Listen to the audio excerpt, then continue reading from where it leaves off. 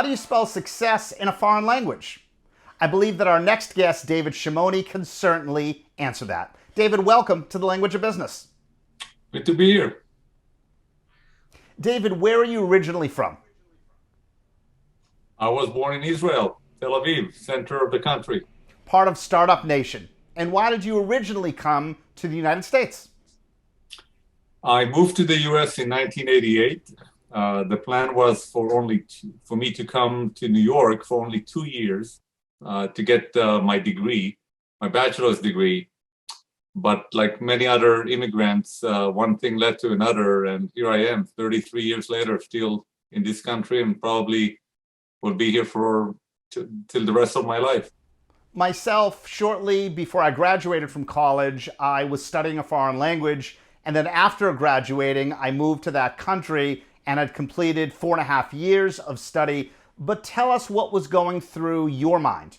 You grew up primarily speaking Hebrew and then found yourself at a US university studying something well beyond language. How did you have enough English in order to successfully get through? Well, initially you suffered through the distance and the fact that you're missing your friends, your family, the food you like, the environment you like. You start by comparing, and you magnify the differences, the goods and the bads, by the way, between what you grew up accustomed to and what you're experiencing. But then over time, you learn to immerse yourself. I mean, every immigrant would like to immerse themselves in the culture they are in. They don't like to be viewed as different. And I basically invested heavily in catching up or improving my English, in understanding the customs, in dressing accordingly, in changing some of my views, basically. And it was a process. I went to a school, an American school, so I was basically educated in English and was surrounded by people who are born in the US. And then over time, as I went into the business world, I was more and more exposed to the culture in the US, especially from the business perspective. And that allowed me to really observe, imitate, and become or immerse in the culture. What do you think is the biggest difference in business cultures between Israel and the United States? Probably the American culture is more structured in how business is being done. Israelis tend to be impatient, tend to find shortcuts and be creative. And it's not necessarily negative, by the way, but it doesn't scale with a large organization. You can do it as a startup, you can do it as a small group, but it doesn't scale when you are dealing with an IBM or an Oracle. You have to follow a process and a sequence. You have to be patient. You have to understand the other side before you decide, before you bring your approach and your ideas. So, and then there's the smaller things, like, you have to understand the sensitivity. Some of the things that are okay in the Israeli culture, but not okay in the American culture. What type of jokes people understand, what are the topics that you use to break the ice and things of that nature. So you said you've been involved with lots of different businesses and several of them appear to have been successful. Congratulations. Tell us now, please, about your current company. My current company is a private equity-backed provider of managed services and hosting for ERP, the Enterprise Resource Plan. It's the infrastructure that every company has. It's a management software and remote services to customers who are using ERP in lieu of their own employees doing that work themselves. So basically, it's an outsourcing play. The company has about 250 professionals working for us, mid 50 million in revenue.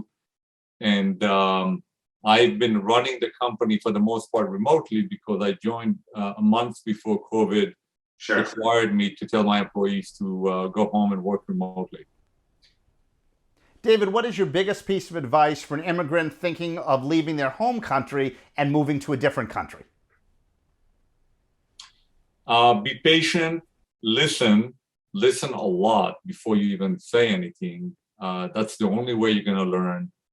And try to understand the other side. Don't assume that what you know, what you bring from your home culture is necessarily better. It's different. It doesn't mean it's better. And if you think it's better, you won't convince anyone that that's the case until you first understand them and then try to convince them. And I would say that initially everything looks overwhelming because you are in a position where you have to prove yourself. You have to show that you can actually do the same or better than the other people. That bring a certain level of drive that in many cases does not exist with the other people that are local. And so recognize that. Don't assume that that's a handicap, but actually use that to your advantage. David, toda rabah. Thank you so very much. My pleasure. Thank you so much. I appreciate the opportunity. David Shimoni, an immigrant who left Israel and has been in the United States successfully running businesses for over 30 years. Big choices after college, right? Grad school, maybe? Soar from your undergraduate major to a great career in business. Biomedical engineer to healthcare analyst. Health science to clinical systems analyst. Mechanical engineer to solutions engineer. Before you know it, you can have a master's degree in management studies. 9 months and you're in business.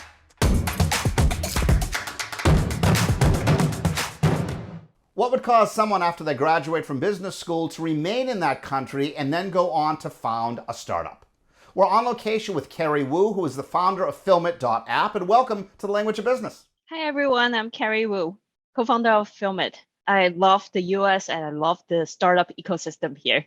Happy to be on the show with all of you today. Carrie, how long have you been in the United States? I relocated to the US in 2015. That was when I started my Classroom School of Business journey and got to know a lot of great professors like Greg, yourself, and some entrepreneurs in both the Boston metropolitan area and LA plus the Bay Area.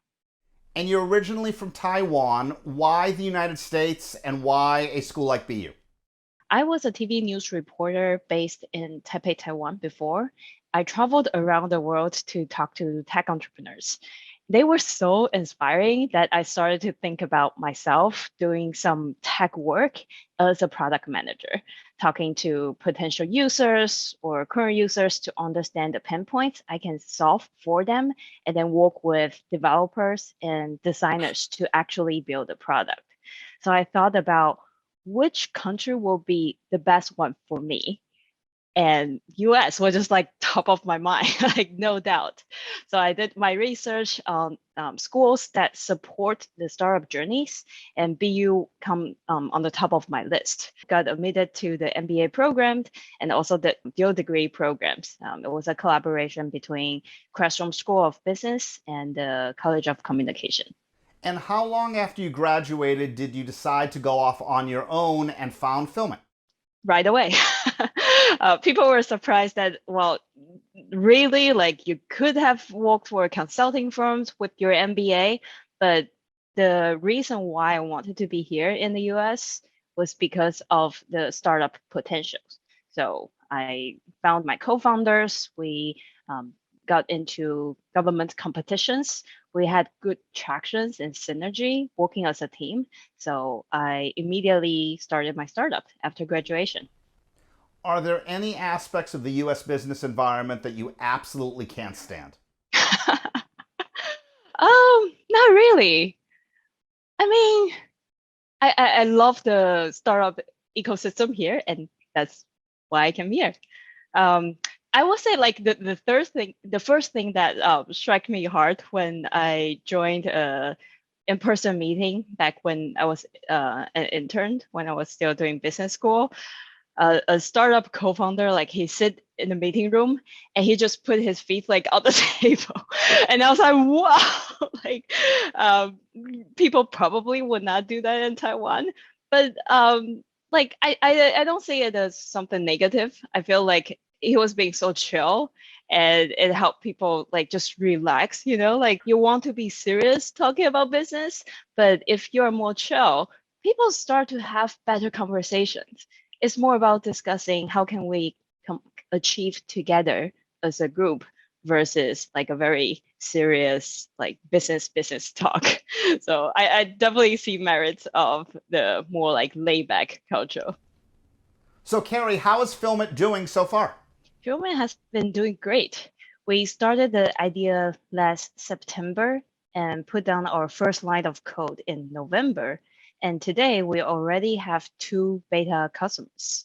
These are real estate firms who are excited about using FilmIt to help real estate agents to create home listing videos, neighborhood videos, and agent introduction videos with just their phones. I'm so excited to be in this journey, helping them to push their sales and marketing. What future advice would you have for Taiwanese immigrants coming to the United States? My top recommendation is to get prepared. By getting prepared, I mean, do your research. How will you set yourself up for success from day one? You can read things online. You can talk to people who have been through the journey and ask them some tips for you to get yourself like have the right mindset even before you relocate to the country. And after relocating to the country, I will put networking as your top priority. Like we as humans, we all need each other to be successful. People connections will really get you far. Carrie, thank you very much. Thank you, Greg. Carrie Wu, founder of FilmIt.app, talking about immigrant success coming from Taiwan. Are you a problem solver? Do you see the big picture and the small details? Want to turn big data into big decisions? Take AI to the boardroom. Translate rocket science into the science of business? Build your career at digital speed with a Master of Science in Business Analytics. Be ready for careers like analytics consultant, data science, analytics strategist, data translator, BI analyst, technical business analyst. 10 months and you're in business analytics. If you are originally from a U.S. territory but doing business in the continental United States, are you considered to be an immigrant? Or at the end of the day, doesn't it even really matter? We're on location with Daniel Ramirez-Yunqué, and bienvenido al lenguaje de los negocios. Welcome to the language of business. Thank you, Greg. It's funny because that's a really interesting question. I think every Puerto Rican actually struggles with this question because, we grew up with our own culture in the island. We speak Spanish, we have our own customs, our own identity. We even have our own Olympic team, and we recently won a gold. From that sense, we're very much our own culture, but because of historical events and because of how we're set up, we're actually part of the United States. From that perspective, we're still stepping into a new culture, a new language, a new dynamic. So we do experience a lot of the things that I would say immigrants do experience from that perspective. But it would be kind of self-serving for me to say that we are exactly the same as every other immigrant, because there's obviously other sides that we don't experience, thankfully, specifically as it relates to citizenship and all those other hurdles that other immigrants have to go through. So let's talk about the paper document for a second. You are the founder of Conjure.co, which is based in New York. Does that have any bearing on anything we just talked about over the last 2 minutes? Don't get me wrong, starting a company is hard. I think being an entrepreneur is extremely hard and sort of gut-wrenching, as everybody knows. And I think an immigrant entrepreneur is even harder, especially as you're dealing with visa and immigration-related matters when you're starting a company. I think one of the huge benefits of Puerto Rico, and probably the reason I'm here, is because we do have that opportunity at the end of the day where we can actually travel and work in the United States without all the hurdles that other cultures have to go through. So from that perspective, it seemed to me like it was an opportunity I had to take, right? And I did. Having said that, it was still incredibly tough. We still go through all the other sides of, I would say being new in a city and starting a company and so forth. We're just not going through the immigration hurdle as well. But are the expectations of people from the island going to be different than other expectations worldwide? It's hard. I think people trust me. I think when you're starting a company, the trust goes back to the entrepreneur in the early days. Not, I think once you have something proven out, but in those early days, I think it goes back to the entrepreneur and your faith in their ability to execute. I think just by coincidence of growing up there, having like worked there for a while, I had a lot of people that had worked with me and seen me like execute, and from that perspective, put a lot of trust in me. What one piece of advice would you give to immigrants from Puerto Rico trying to make it elsewhere, whether in the United States or some other country?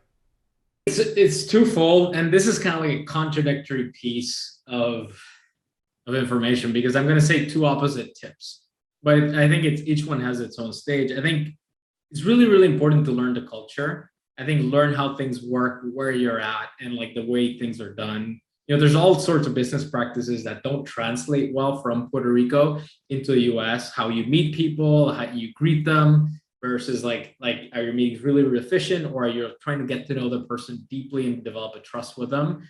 And you know, that can create friction. So I would tell you, like, if you're going to a country, learn its culture, whether you're from the US to work in Puerto Rico, from Puerto Rico to work in Colombia, in like London, in like New York, it doesn't really matter. I think it's important to understand your playing field, how people behave, what's important there. I think that's like, and getting to know people there, not assimilating to the culture.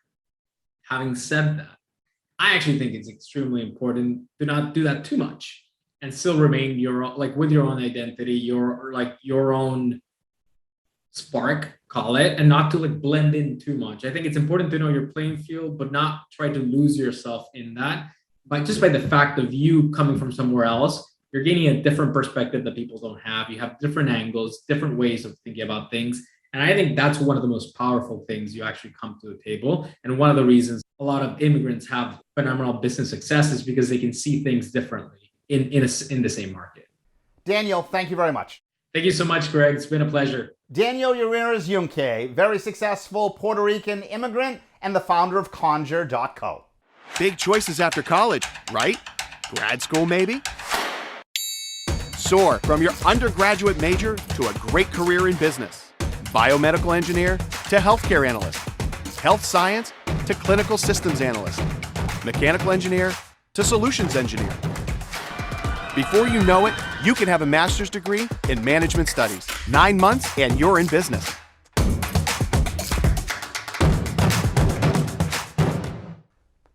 Everyone talks about rags to riches stories, but how many of them are legit versus made for television movies? Well, this one is about as legitimate as it comes. We're on location with Roberto Gamba, who is currently one of the professional development managers at the Center for Nursing Excellence at Brigham and Women's Hospital, and welcome to the Language of Business. Thank you, Greg. I appreciate your invitation. Welcome. You've been in the United States for 30 years and are originally from Colombia, but you started off as a sanitation worker at one of the regional hospitals on the North Shore. How did that happen? Well, 30 years ago, just coming from Colombia, I didn't know any English. So I have to search for a job that, I could do while I was learning English. And that was the perfect job for me back then. Why did you originally decide to come to the United States? Back in the early 90s, we had a big problem with violence in Colombia. So many young professionals decided to leave the country for lack of opportunities. And, the violence was taking a big toll on everything in the country at that moment. So that's why I came to the United States back then at that moment. So you went to Leahy, they gave you a job in the kitchens and also delivering food to patients. Did you wake up one morning and decide to be a nurse? I mean, I can't imagine that it was that simple. So I was taking a break, 15 minutes break in the morning. And I was walking in one of the hallways in the hospital where they used to place all the opportunities. Back then, we didn't have internet or anything like that. So that's where everybody went to check opportunities. And I saw a part-time job as a biomedical photographer in the audiovisual department. And because I went to school for communications in Colombia, I work as a photographer for a company over there. So I say, this is my opportunity. So I didn't apply for the job right away. I had 10 minutes of my break. So I ran to that department and I talked to the manager. I tried to communicate with him because, my English back then was not that good. So that was my interview. I applied for the job, and, about a month and a half later, I was working in that department already. And you eventually got your undergraduate degree, your master's degree, and your nursing degree, and then became a full-fledged BSN. Yes. So I worked in that department for about 15 years. And one day, a physician invited me to a trip in South America as an interpreter. And so I went there. I helped with the mission, but it was an amazing experience for me to take care of patients there, or at least help with the patients.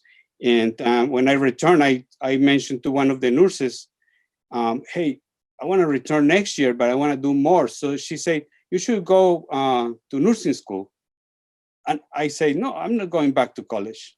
I'm not doing that. And, 3 months later, I was enrolled in a nursing school. As you look back on your achievements, what advice would you give specifically to somebody coming from Colombia and then immigrants in general? I think the main thing is to learn to communicate, but you have to be patient, and I think you have to be positive and being polite, being respectful, and also get some support from spirituality sources. I'm a very religious person, and I think without that, I probably couldn't make anything I do in my life. And how about specifically to Colombians who are envisioning possibly doing the same thing? So, but that's a good question. And I think you cannot treat all the immigrants, even from the same country, in a monolithic way, because, everybody has different challenges, So people have different levels of education and different expectations. When I came here, I set my goal. This is going to be home for me, but it's not the same goal for everybody. People that have been here for many decades, they still think their country of origin as a home, and I think that's also part of the outcome, right? So it's very difficult to tell people, because the conditions are very different. Roberto, thank you very much. You're welcome. Roberto Gamba, a professional development manager for the Center of Nursing Excellence at Brigham and Women's Hospital. Support for the Language of Business is from Boston University Questrom School of Business. We're also available as a podcast on Spotify, Stitcher, Google Play, or wherever you get podcasts. Thanks for watching.